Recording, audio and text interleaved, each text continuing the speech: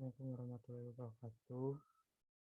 Ini saya akan mempresentasikan mengenai perlindungan hukum terhadap pemegang polis PT Jiwasraya atas terjadinya gagal bayar perusahaan.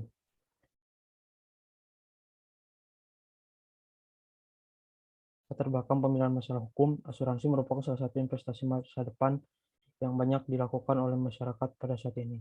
Berbagai macam asuransi produk asuransi seperti asuransi jiwa, asuransi kesehatan, serta asuransi perlindungan harta, mobil rumah, dan lain-lain. Namun hal tersebut tidak serta-merta membuat masyarakat sebagai pengguna asuransi mengerti dan mengenal apa sebenarnya manfaat dan keuntungan yang didapatkan dalam asuransi yang digunakan oleh mereka.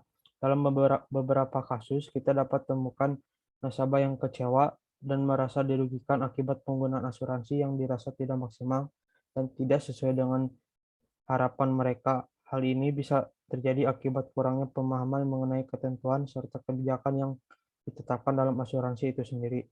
Salah satu perusahaan asuransi terbesar di Indonesia yaitu PT Asuransi Jiwasraya baru-baru ini menjadi perhatian penting bagi seluruh rakyat Indonesia, khususnya nasabah yang tergabung dalam perusahaan tersebut. Kejahatan korporasi diduga kuat menjadi penyebab Jiwasraya gagal membayar kepada nasabah sejumlah 802 miliar pada Oktober 2018 dan 12,4 triliun Desember 2019. Kondisi ini tentunya meresahkan bagi 7,7 juta jiwa nasabahnya. Kemudian untuk fakta hukumnya, satu, bahwa telah dilakukan perbuatan wan prestasi oleh PT Asuransi Jiwa Saraya kepada para nasabahnya dalam program asuransi bernama JS Saving Plan. Dua, bahwa PT Asuransi Jiwasraya juga telah melakukan perbuatan melawan hukum karena melakukan hal-hal yang bertentangan dengan hak orang lain. Dalam hal ini adalah ketidakmampuan mereka untuk membayar klaim asuransi. Tiga, bahwa penyebab ketidakmampuan membayar klaim yang dialami PT Asuransi Jiwasraya disebabkan oleh tekanan likuiditas yang terjadi karena kesalahan investasi. Empat, perusahaan asuransi wajib memberikan ganti kerugian kepada tertanggung atau penanggung polis apabila peristiwa itu terjadi. Namun ketika tertanggung mengajukan klaim kepada perusahaan asuransi, perusahaan tersebut menyatakan bahwa mereka tidak mampu untuk membayar. Dan untuk identifikasi fakta hukum, berdasarkan yang di atas, identifikasi fakta hukumnya adalah satu, bagaimana masalah hukuman prestasi dalam kasus Jiwasraya. Kedua, bagaimana bentuk perlindungan hukum terhadap pemegang polis Jiwasraya yang dirugikan. Tiga, bagaimana bentuk jawab hukum PT Jiwasraya terhadap pemegang polis pada saat perusahaan melakukan malprestasi. Kemudian untuk penulisan dokumen atau aspek legal research dan legal audit, adapun peraturan yang disampangi dalam kasus Jiwasraya sebagai berikut. Pasal 13.3 KUHP menyatakan perbuatan dengan mana satu orang atau lebih mengikatkan dirinya terhadap satu orang atau lebih. Pasal 2 Undang-Undang Tipikor terkait perbuatan memperkaya diri sendiri, orang lain, atau suatu korporasi. Dan pasal 3 Undang-Undang Tipikor terkait penyalahgunaan kewenangan yang dapat merugikan keuangan negara atau perekonomian negara. Pasal 3 Undang-Undang 8 tahun 2010 tentang pencegahan dan pemberantasan tindak pidana pencucian uang TPPU tentang larangan menyembunyikan atau menyamarkan hasil korporasi. Pasal 11 dan pasal 21 Undang-Undang Nomor 40 Tahun 2014 tentang perasuransian, Undang-Undang Perasuransian. Pasal 97 ayat 3 Undang-Undang Nomor 40 Tahun 2007 tentang perseroan terbatas, Undang-Undang PT yang mengatur tentang pertanggungjawaban pribadi direksi. Pasal 17 Peraturan Otoritas Jasa Keuangan Nomor 73 garis miring POJK 05 garis miring 2016 tentang tata kelola perusahaan yang baik bagi perusahaan perasuransian. Kemudian untuk alat analisis dalam memecahkan permasalahan yang tercantum dalam identifikasi fakta hukum, polisi mempergunakan alat analisis berupa interpretasi atau penafsiran. Penafsiran atau interpretasi adalah menjalankan suatu ketentuan undang-undang yang telah dijelaskan atau menjalankan kaidah undang-undang yang dinyatakan tidak jelas. Menafsirkan tidak lain dari mencari kehendak pembuat undang-undang yang dinyatakan tidak jelas. Konstruksi hukum adalah proses pemberian makna melalui penalaran logis untuk mengembangkan lebih lanjut teks undang-undang dengan tidak mengabaikan hukum sebagai suatu sistem. Kemudian untuk analisis hukum yang pertama, Di sini Hendisman Rahim melaporkan terdapat ketidakberesan laporan keuangan kepada Kementerian Badan Usaha milik negara BUMN. Hasil audit kantor akuntan publik atas laporan keuangan PT Asuransi Jiwasraya tahun 2017 antara lain mengoreksi laporan keuangan interim yang semula mencatatkan laba 2,4 triliun menjadi 428 miliar. Pada 10 Oktober 2018, PT Asuransi Jiwasraya secara resmi mengumumkan tidak dapat membayar klaim policy saving plan yang jatuh tempo sebesar 802 miliar. Dan di tahun yang sama, PT Asuransi Jiwasraya melakukan keterlambatan penyampaian laporan keuangan pada 2018. Karena hal tersebut, Otoritas Jasa Keuangan telah mengenakan sanksi sesuai dengan aturan berlaku.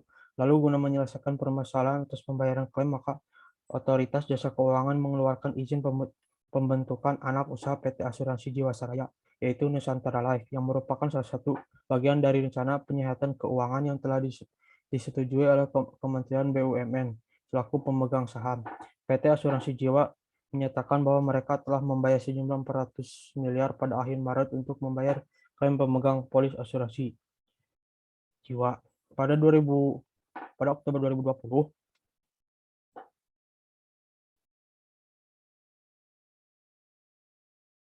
Oktober 2020, Pengadilan Tindak Pidana Korupsi telah menjatuhkan vonis kepada 6 terdakwa yang diduga melanggar Pasal 2 Ayat 1 junto Pasal 18 Undang-Undang Nomor 31 Tahun 1999 sebagaimana telah diubah dengan Undang-Undang Nomor 20 Tahun 2001 tentang pemberantasan tindak pidana korupsi junto Pasal 55 Ayat 1 ke Ayat 1 ke 1 KUH pidana.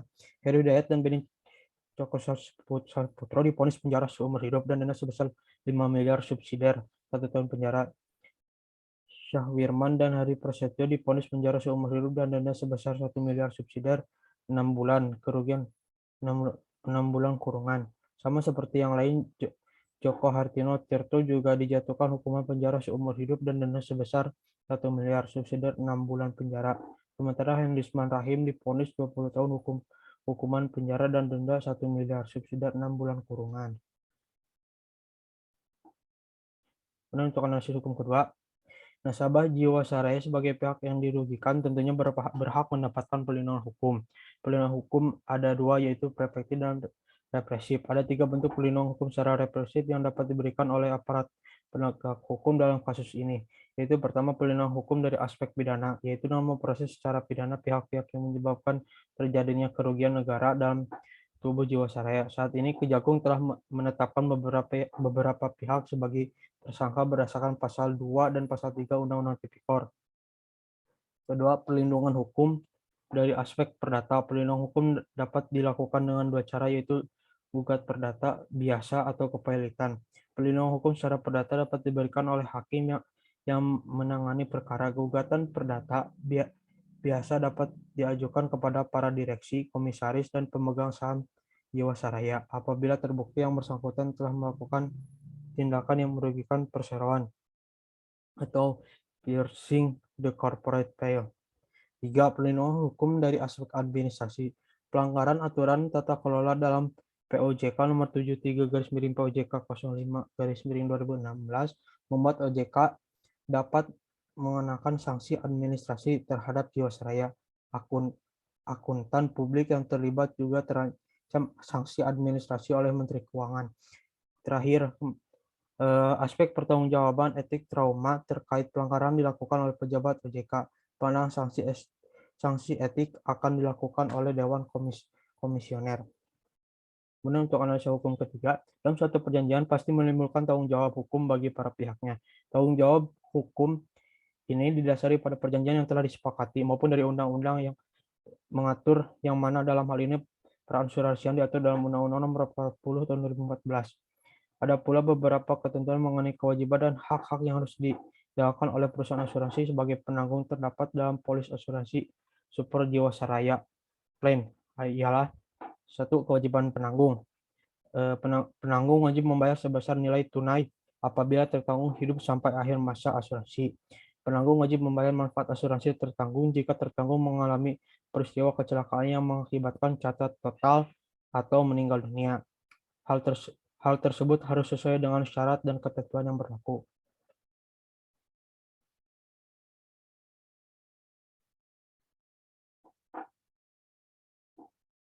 Kedua, hak penanggung, hak untuk membatalkan kontrak asuransi dan tidak berkewajiban membayar apapun jika semua keterangan, pernyataan, atau dokumen lain tidak sesuai dengan kondisi sebenarnya dari tertanggung dengan sengaja dipalsukan.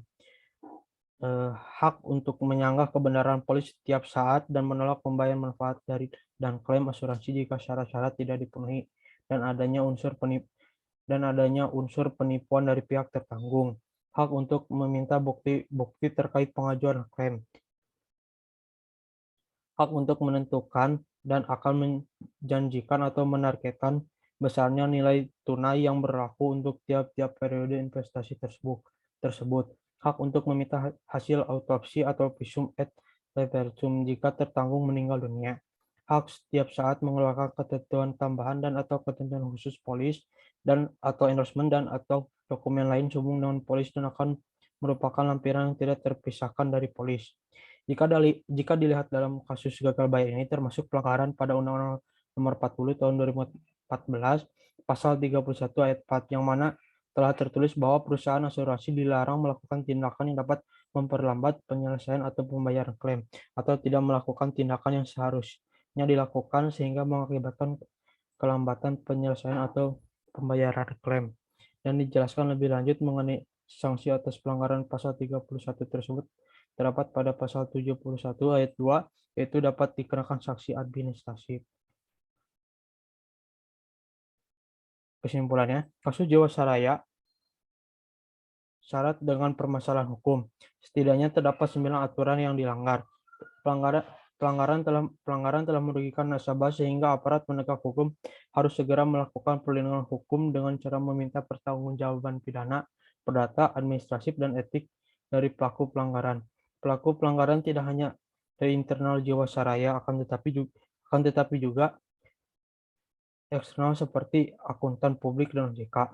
Bentuk tanggung jawab hukum PT Asuransi Jiwasraya terhadap pemegang polis pada saat perusahaan melakukan manifestasi ketidakmampuan PT Asuransi Jiwasraya dalam memenuhi kewajiban dapat dikatakan perbuatan wan prestasi dan termasuk pelanggaran dari Undang-Undang Nomor 40 Tahun 2014 Pasal 31 Ayat 3 yang menjelaskan bahwa perusahaan asuransi wajib menangani klaim dan keluhan melalui proses yang cepat, sederhana, mudah diakses, dan adil, dan juga melanggar pasal 31 ayat 4 yang menyatakan bahwa perusahaan asuransi dilarang melakukan tindakan yang dapat memperlambat penyelesaian atau pembayaran klaim atau tidak melakukan tindakan yang seharusnya.